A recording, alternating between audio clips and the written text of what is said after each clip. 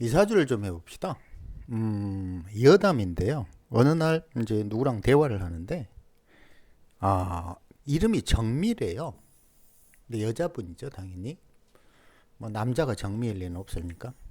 그래서 농담 삼아 그럼 내가 한번 맞춰볼까요? 어떤 상황인가? 그랬더니 맞춰보래요. 뭐 대충 나이도 있고 하니까 뭐 50대 중반이 넘어갔으니까 지금 남편은 무능해지고 이혼할 가능성이 많습니다. 왜? 왜 그런 얘기를 하냐면 그냥 이름에서 이름이 주는 의미에서 그런 개연성을 찾는 거죠. 무슨 말이냐면 정미를 한글로 쓰면 이렇게 되죠. 정미 맞아?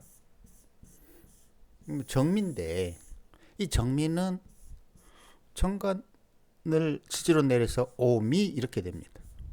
오미 이거는 한여름이죠.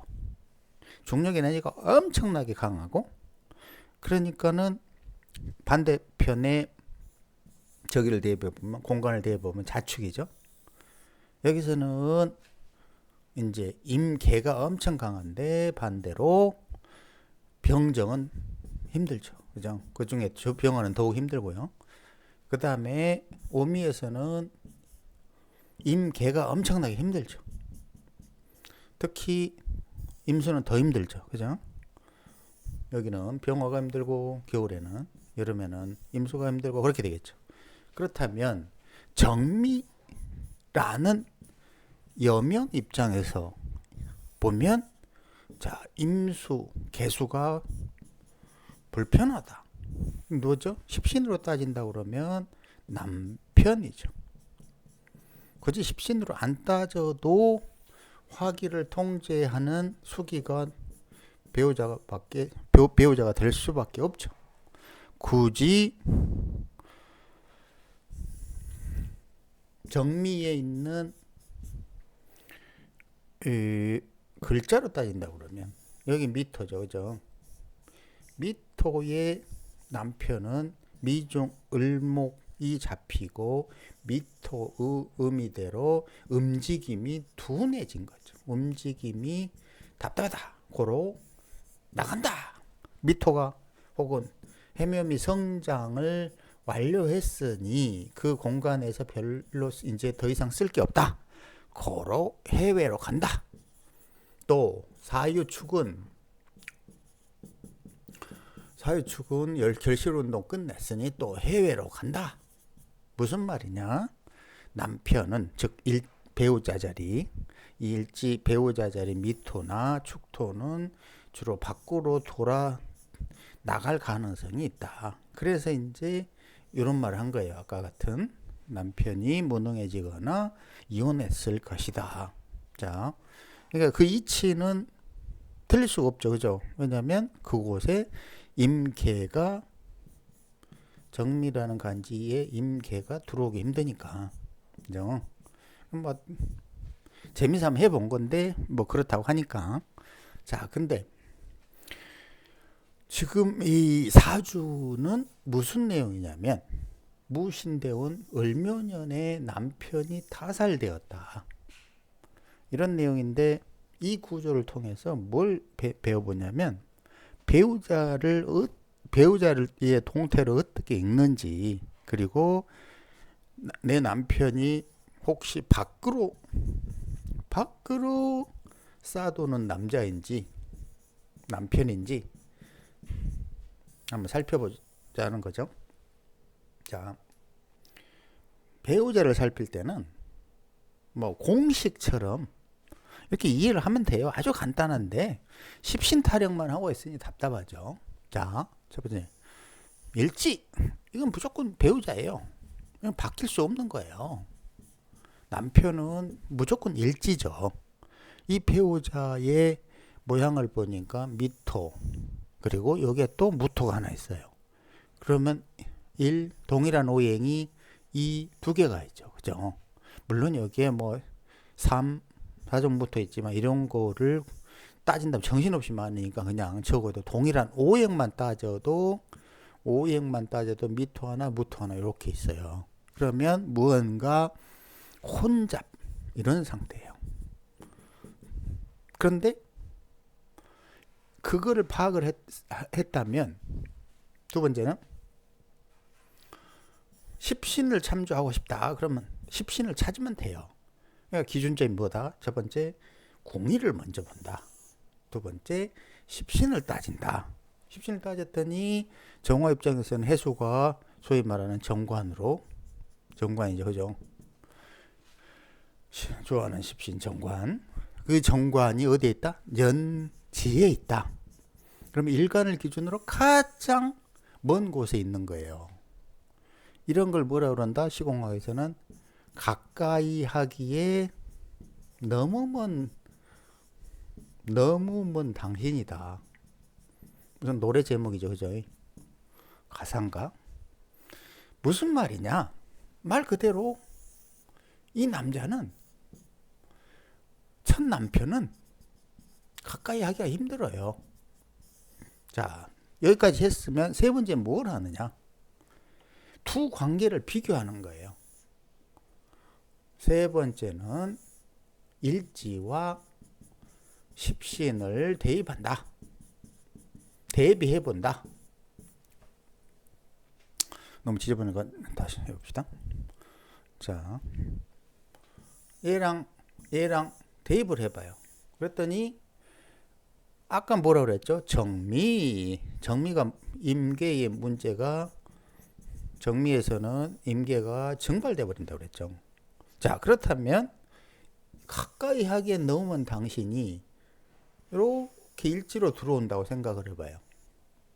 그러면 들어오겠어요? 안 들어오겠어요?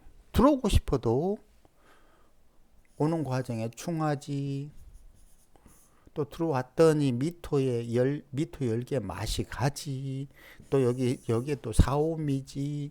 그러니 여기 이렇게 들어오는 순간 증발돼 버리지. 자, 정리해 봅시다. 첫 번째, 일지를 살폈다. 두 번째, 해당 십신을 살폈다. 세 번째, 일지 플러스 십신의 관계를 살폈다. 그죠? 그랬더니 아이고, 첫 남편이 어떤 상태다? 굉장히 불편한 상태다. 그리고 마지막으로 일간과 동일한 게 있어요. 그죠? 이걸 복음이라고 하는 거고. 그죠? 이 복음과 또 혼잡은 다릅니다. 복음은 밀어내는 거예요. 도플갱어처럼 밀어내다예요. 혼잡은 섞이다예요. 의미가 틀립니다. 복음은 아예 밀어내서 하나의 존재를 없애버리는 거예요. 그러니까 예를 들어서 미토 입장에서 도플갱어인 정화를 본다고 그러면 무슨 느낌이 들까요? 뭐지? 내 마누라는 어떤 거야? 1번이야? 2번이야? 4와 3번이야? 똑같은 게 어떻게 두 개나 있지? 이런 걸 뭐라고 그러냐면 의처증이라고 그래요. 내 마누라랑 똑같은 게 여러 명이야. 어느 마누라가 진짜야? 지금 당장 무슨 말 하는지 이해는 좀 어려울 거고. 그러니 이 구조는 남편이 괴롭다. 뭐 얼면에 내 남편이 타살됐다. 해면미 삼합을 어쩌고저쩌고인데 이건 그거 이야기하려고 한 건 아니고. 자, 다른 거 하나 봐봅시다.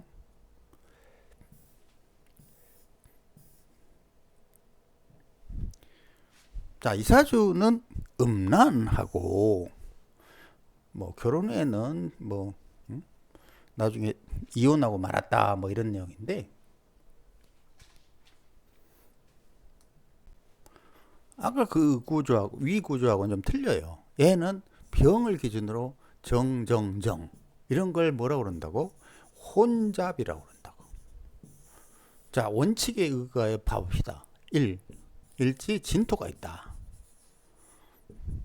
일지 진토가 있다. 하나, 두 개네. 그죠? 이 번째, 남편이 뭐다? 해수다.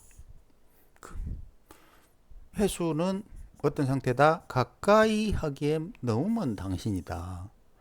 세 번째, 둘의 관계를 따져보니 해수는 이렇게 진토에 들어오는 과정에 반드시 미토를 지나서 오다가 미토에 맛이 간다. 그죠? 또 이것도 힘든 구조다. 그런데 중요한 거는 이때는 병화 입장에서 이 봐봐요. 병화 입장에서는 어떤 해수냐면 한 가지 더야. 아까는 어떻게 생겼냐면 정해, 정미 이런 대립 동일한 것 정근한 동일한데 밑에서는 해미 관계였죠, 그죠? 근데 지금 이 관계는 어떤 거냐면 정해는 동일한데 이게 병진이에요. 그럼 병진은 정해를 상대를 하는 거예요. 왜냐? 의미가 달라요. 왜냐하면 해수는 아까도 물론 해수가 정해로 정임합을 하니까 거기에 미토까지 있었단 말이에요. 그죠? 그러니까 이미 다른 사람이 차지한 것이 미토에 들어오는 것도 힘들어. 그러니까 아예 죽어버렸어요. 근데 이거 병정으로 이렇게 병정으로 혼자 빈 섞인 상태인데 해수가 정화랑 정임합을 하고 있다가 이건 진토에 들어오는 과정은 죽진 않아요. 왜냐하면 자연적으로 진토에 들어오려고 할 거니까. 다만 중간에서 들어오다가 도망가고 마는 거야. 자, 그러면 이 병화 입장에서는 해수에게 어떤 태도를 보일까요? 적당하게 해서는 안 돼. 왜냐하면 경쟁에서 이겨야 되거든. 왜냐하면 이게 정화가 경쟁자가 이미 합으로 차지하고 있는데 그걸 뺏어서 진토로 데리고 들어와야 돼요. 그쵸? 이 경우에는 피튀기예요. 아까는 그 동일한 거였잖아. 그런데 지금 병정은 틀린 거라고. 누가 얘를 차지하느냐의 게임을 하는데 얘는 아예 합을 하고 있고 간지로 있다고. 그쵸? 근데 간지로 있는데 얘는 간지도 아니고 단지 이 해수를 진토에 어떻게 하면 꼬셔올까 이런 생각을 하는 상태인데 하필 중간에 미토가 이렇게 있다. 그러니까 들어오다가 아이고 도망가 버려. 이런 상황이 된단 말이에요. 그 상태에서의 병화는 어떤 태도를 보여야 되냐 이거죠. 당연히 소위 말하는 이런 식의 경쟁에 이길 수 있는 어떤 짝짓기 경쟁에서 이길 수 있는 뭔가 필살기가 필요하다 이거예요. 필살기가. 그러니까 그 행위가 결과적으로는 우리는 그걸 음란하고 이런 식으로밖에 그런 식으로 부른다는 거지.